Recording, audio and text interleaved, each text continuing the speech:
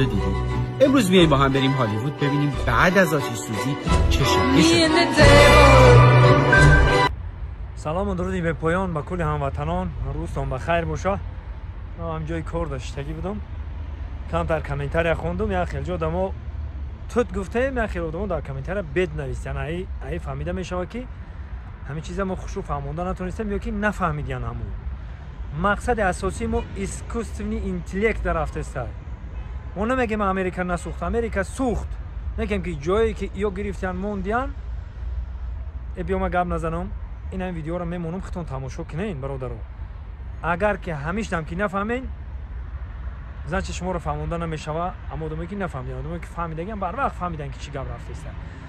مقصد اساسی ما اسکوستوی اینتلیکت دای که هم خیلی کارو ممکنه کردن باور نکنین دادن نشین هم خیلی کارو در آینده. این حال امریکا سوخت، هم لس آنجلس سوخته است.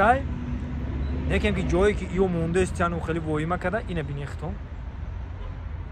باقی پناهتون بخدا دیگه جای گپ نیست. اختم بینین هم باشه میفهمین. خدا نگاه کنه.